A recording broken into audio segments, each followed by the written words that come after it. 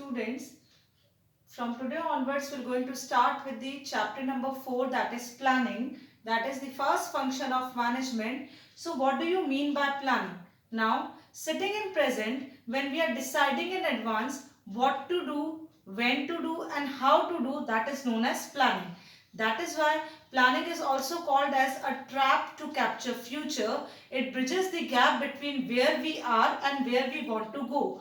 Today we are just studying in order to score good marks in boards. Sitting in present, we are deciding and doing the planning for the future. This is known as your planning.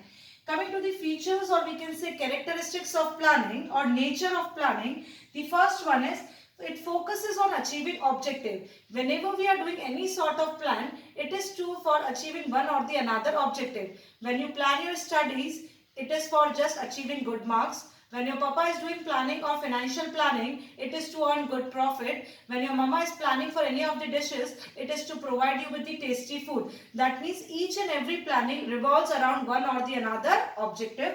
Second one, primary function. Now, what do you mean by primary? Primary means first, okay? So, among all the 5 functions, planning is the first function which gives kick start to all the other functions of management. Third one, it is futuristic in nature. We cannot make plans for present. We cannot make plans for the past which has already been gone. We can make plans only for the future. After this video, I am going to take my dinner. What does it mean? That means planning is futuristic in nature. We can make the plans for the upcoming future time period. That is why planning is futuristic in nature. Coming to the fourth one, pervasive in nature. Pervasive means it is required at all the levels of management and in all the kinds of organization, whether profitable or not. Okay, your mama is running a non-profitable organization, at that time also is doing a planning for kitchen. Your papa is doing a profitable business, at that time also is planning his business. Okay, so planning is required at all the levels. William sir does planning for the school at their level. We are doing planning to make our students study at our level. That is why planning is required at all the levels and in all the kinds of organization. Fifth one, planning involves choice and decision making. Now listen children, whenever we are making planning, several alternatives comes in our mind. Suppose we are planning for a picnic. At that time, several picnic spots comes in our mind, but we cannot go to each and every picnic spot in a one day. That is why when several alternatives comes in our mind and we select the best one, this is known as planning, and this is how planning involves making choices and decisions. Next one, planning is continuous in nature. That means at the end of one plan, we are going to make the plan for the another session. Once the 12th result is declared, that doesn't mean school will going to be closed. Again, we have to make plan for the next coming or upcoming 12th session. That is why planning is continuous in nature.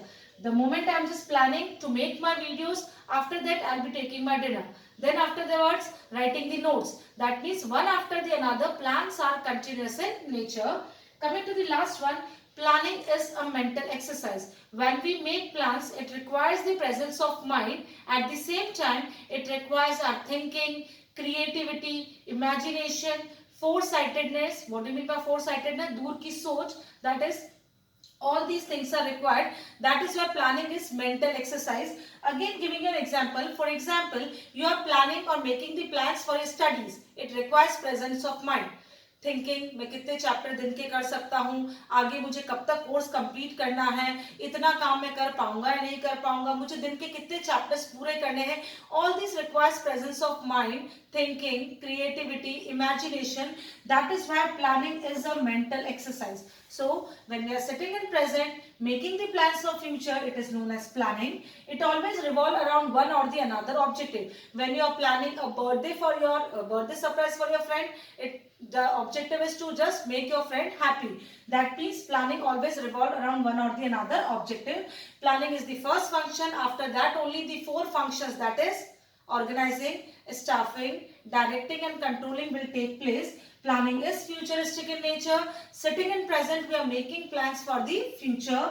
Planning is pervasive. It is required at all the levels and in all the kinds of organization, whether profitable or not. Planning involves choice and decision making, because whenever we are making planning, several alternatives comes in our mind. But selecting the best one involves choice, and this is how we done with that of the planning. Next one, planning is continuous in nature. That means after the end of the one plan, we another makes the plan for the next session. Next one, planning is a mental exercise. It requires creativity, imagination, foresightedness and all these things. That is why planning is a mental exercise. And here we have completed with all the characteristics of planning. With the next video, we'll proceed further with the chapter. Thank you.